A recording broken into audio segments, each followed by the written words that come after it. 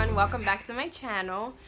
I'm so glad to see you guys again. I've been sick for about 2 weeks now and I haven't been able to record. I had no voice, so if I sound a little bit funny, I apologize. And you'll hear my kiddos in the back because they're the ones that keep getting me sick. So they've been home. Well, actually my daughter's the only one that goes to school, so I've been having to keep her home, but we're going to the doctor tomorrow, so we'll figure out what's going on. So last week I went in and I spoke about sexual abuse as a child, basically from childhood to teenage years, and I had a few of you write back to me, and the feedback feels so amazing because just getting you guys to speak up and talk about your past and talk about your experiences, just it fulfills me because I know how hard it is to get that out there.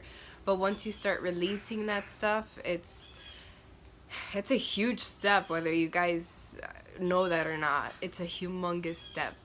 And I'm very proud of you guys. So I appreciate all the love and the trust and you guys just reaching out to me. I highly appreciate it. So I wanted to let you know that.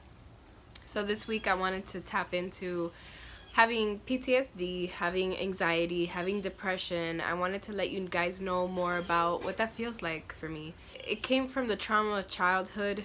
It extended throughout an abusive marriage. And the part that I'm going to talk about today is from the sexual abuse as a child. I never knew I had PTSD until I found professional help, and that's what I urge you guys to do. And I know that the whole health insurance is such a big deal in our country, and it's hard to achieve and it's hard to come by. And if you can find a support group, if you can find something online, just Google, just look for it. Look for somebody you can relate to, whether it's YouTube, whether it's me, whether it's someone else, whether it's someone you can listen to. Just look for someone that can either hear you out or that you can listen to that will empower you to feel better, because a lot of people with PTSD end up turning the wrong corner and just end up hurting themselves, end up hurting others, end up, you know, unfortunately committing suicide. And this isn't the route that we want to go, because this wasn't our fault, and that's what I'm going to keep repeating, and this is my motto. This isn't our fault, so why would we go ahead and damage our bodies and damage our souls because of something that was done to us? That just doesn't make any sense to me. And I was in those shoes. When I was in middle school, I would go and I would cut myself, and that was something that was so difficult for me to admit. And now that I'm admitting it publicly, it's like I kind of feel sick right now. But I used to cut myself, and it wasn't because I wanted to commit suicide. It was kind of a cry for attention, because my family already knew about what was going on with me. My dad didn't. It was my mom, my sister. But we had that fear of, don't say anything, don't. So I was crying out for attention. I wanted someone to notice. I wanted someone to pull me out of the abuse. And for that reason, you know, I was mutilating my body. And when I think about it today, and now that I have children, if I imagine my daughter doing that to herself or my son doing that to himself, it's heartbreaking. Instead of them being able to openly come up to me and say, Mom, this is what's going on, you know. But the older generations, like, for example, my dad would be like, oh, if somebody did that to you, I'd kill him. Like, you know what I'm saying? Like, my dad would go over the top, so that would instill a fear in me. You know what I mean? But with our generation, we have to be supportive, and we have to be like, okay, honey, what's going on? What happened? And as much as it hurts and as much as it kills us inside, we can't show our children that pain. We have to be strong in front of them. And as soon as they're at school, as soon as they're, you know, with their friends, with other family members, you can go and you can scream, you can cry, you can, whatever you need to do to release that anger. But we need to handle this maturely and be their strength in front of them, because that's what they need. That's what I would have loved to have as a child. I didn't want to see my mom cry. I didn't want to see my dad overreact. I didn't, you know what I mean? So what I've learned from that is to be a better parent in that aspect, is just be supportive and be, no matter how angry it makes me, just control those emotions, control the many things that you would want to do, you know, if God forbid that would happen to your children. And we want to encourage our children to talk to us and not be afraid of the consequences, and not mention courts and taking people to court. Yes, we're gonna go that route, but you don't tell your children that. You don't scare them with that. And then when the court process comes in, make them feel safe. You make them feel you can do this, you got this, we're right behind you. You know what I mean? Like, that's the kind of support that at least me, I would have wished I would have had as a child. But that's okay, because the generations before us, the whole court thing, it's like this whole fearful factor that my parents didn't understand. And again, excluding my father, because my father didn't know anything about my abuse. So my mom was afraid of everything. But a reason for that was because my mom suffered from depression. So tapping into depression, I lived with a very depressed mother, and it had a lot to do with her childhood. It had a lot to do with her marriage. It had a lot to do with her lifestyle. And she was a stay-at-home mom. She didn't have a job. My dad wanted her to stay home. She lost, her, motivation, her passion, her purpose for being, So her purpose was being a mother, which that's not a great purpose to have. We're naturally built to be parents, but that can't be our purpose. Our purpose is so much bigger than that, and she never found it. And that made her very depressed. Around the holidays, she was depressed. Around birthdays, she was depressed. Around Mother's Day, she was depressed. It was just... And then that stuck to me. So even this past Christmas, I shut down completely. I didn't want to celebrate Christmas. I didn't. But then having two little ones, I was like, I have to push forward. I have to just, push myself and push myself and push myself, because my children don't deserve the childhood that I had.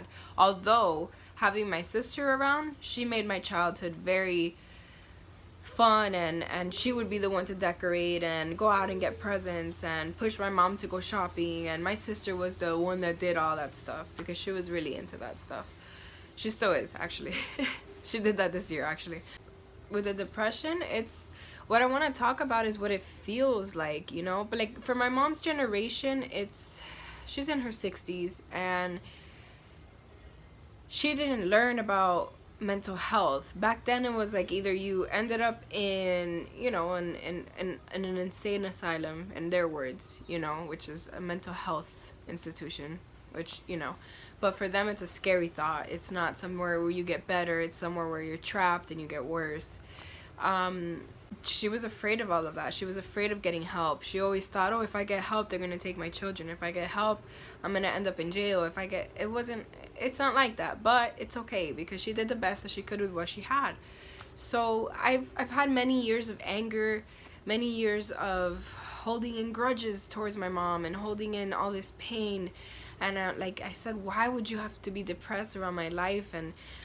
And she would say horrible things around me, and not towards me, because I know that my mom had love for me, but she would say horrible things that you don't say in front of children. And I grew up with that mentality. So whether my depression is learned behavior or genetic or both, I would have no clue, because I had everything, so I don't know if it's genetic. I have no idea, but I do suffer from it. So I've looked for help various times from different therapists. I think this is my third therapist that I'm on, she's spot on. She understands me.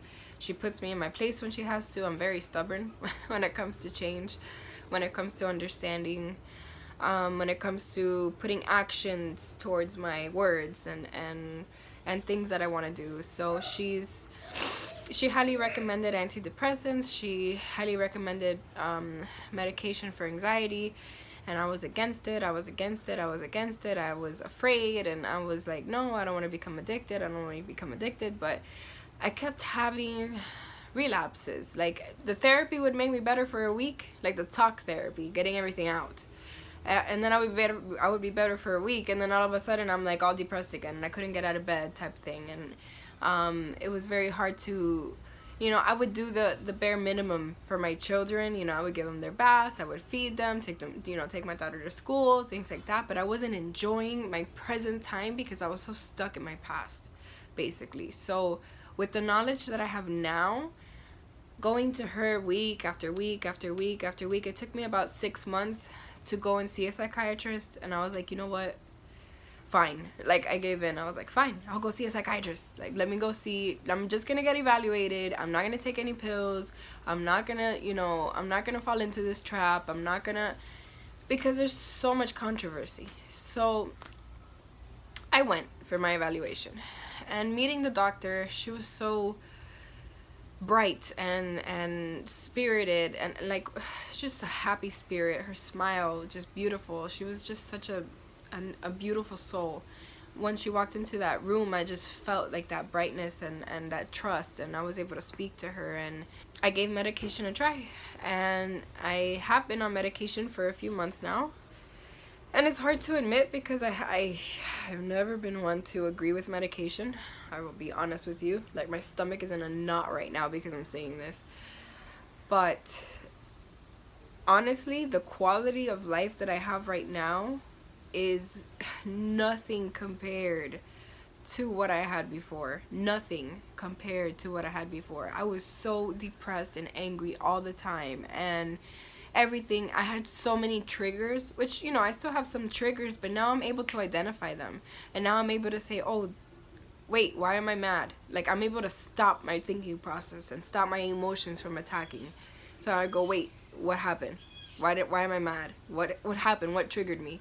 So I can become aware of what's going on. So the way that it works is that you take antidepressants, you take your anxiety pills, and it helps you just, it helps your mind kind of like just chill out for a bit while you take your talk therapy sessions with your psychologist.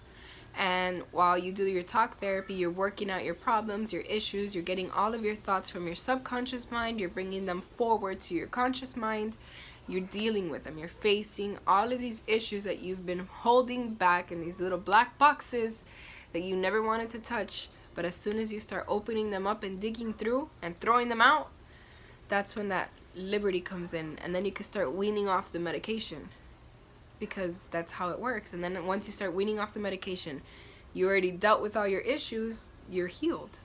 You know, it's a long process, but with all the controversy that there's been with the medical, with the medication, with, you know, the addictions, with this, with that, I promise you that from my standpoint, I'm the best mother I've been since my children were born. And I'll be honest, you know, right now I'm sick, so I'm a little bit low energy, but I'm better than I've ever been. I'm happy. I'm looking forward to my future.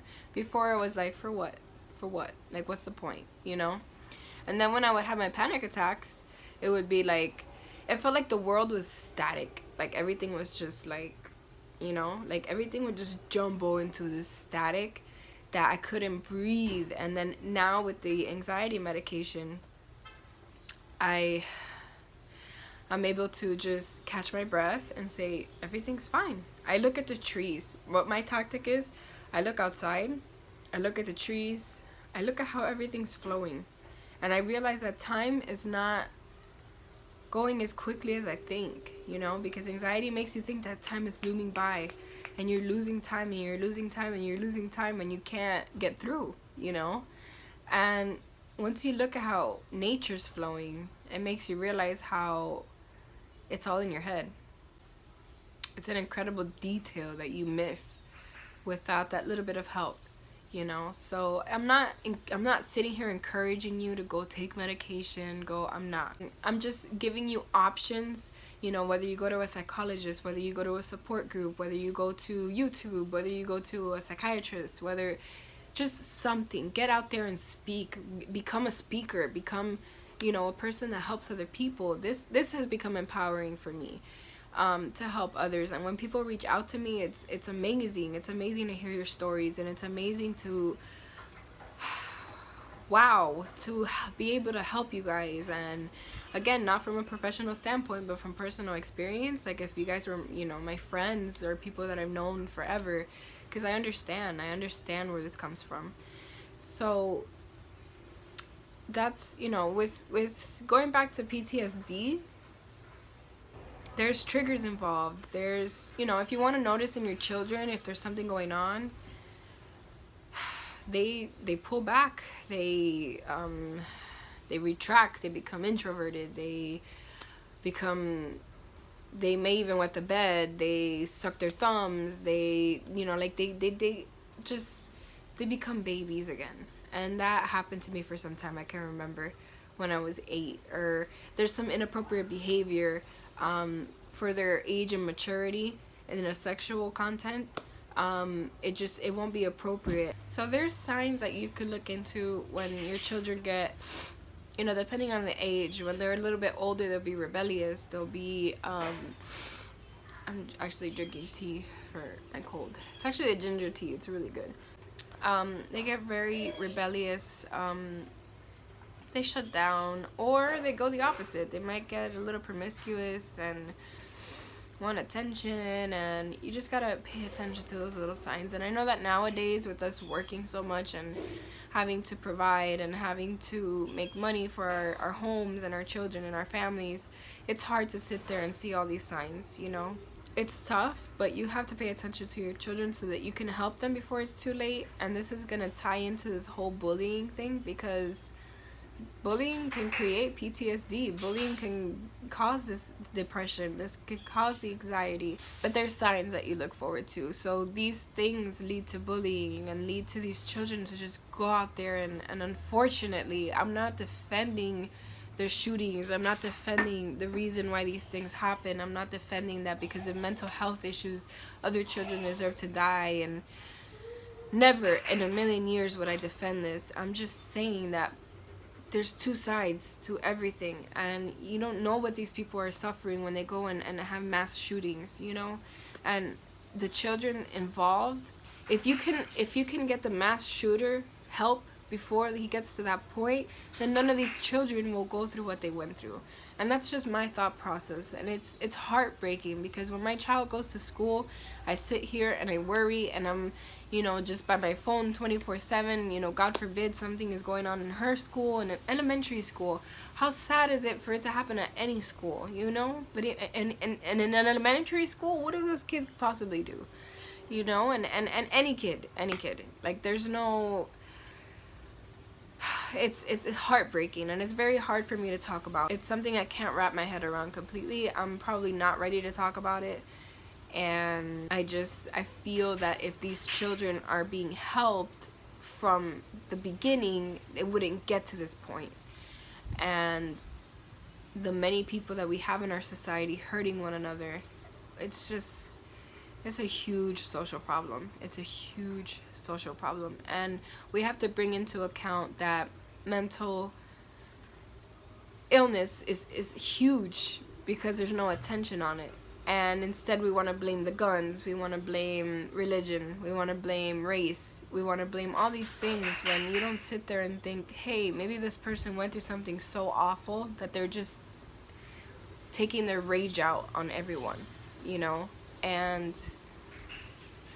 it's so sad. It's so sad, because I could put myself on both sides of the situation, and all these children that were hurt and killed, and my heart hurts thinking about it, that they never came home, you know. They just went on a normal day to school, and they never came home because of one child who did not get the help that he needed. So this cycle just doesn't make any sense to me. So when it comes to all that stuff, that's basically my point. If you guys have any discussions that you want to go ahead and, you know, discuss with me, maybe you have a different opinion, maybe you agree with me, maybe you don't, it's cool. We all have our opinions, we all have, you know, whatever you need to say, just say it. I'm more than open to discussing it with you. Let me know what you feel about everything I've said regarding PTSD, the meds, the talk therapy, anxiety. And basically, I wanted to make one more point on depression, that depression makes you feel like you're drowning. I know I said this in the last week, and sometimes you feel immobile, and that could be the anxiety as well. Like sometimes you think of putting a load of laundry to wash and you think it's the biggest task in the world, and it's incredible because that's what anxiety does. It just immobilizes you. And I still have my ups and downs, even on medication, even through my therapy sessions. I'm immobilized, and it has to do with some triggers. Sometimes I'm triggered. Sometimes somebody says something the wrong way, and I'm like, or somebody tries to take control of something, or they didn't even mean to take control. They went and they said, oh, maybe you should do it this way, and I snap, and I'm like, whoa, stop trying to control my life. And it's like, and then they look at me like, huh? Like they were just making a suggestion. That's what living with PTSD is like. You tend to push some people away accidentally because you think they're trying to run your life, but you're not. You're just a little traumatized. This is actually the tea. My son brought it to me. If I find the link of where to get it, my mother-in-law buys it for us, so I'm going to see if I find where to get it. It's really, really good. If you're a ginger fan, it's amazing. Next week I want to talk about abandonment issues, and that's when I'm gonna get into my marriage. I'm gonna talk about my parents' marriage. I'm gonna talk about my abandonment issues and a little bit more on PTSD and what that led me into. I hope you guys enjoyed this video. I know there's a lot of controversial issues going on in this one, and maybe it'll spark up a discussion. And let me know what you guys think. Email me, tell me your stories. I'm really looking forward to hearing from you guys. It's so special to me to be able to hear from you guys, and let me know. My email is on my page, and I'll see if I find the link for the tea so that you guys can enjoy it too. I'm sorry that I'm sick, but I wanted to make an effort and put out a video. So thank you guys for watching, and I'll see you next week. Thank you so much. You are strong.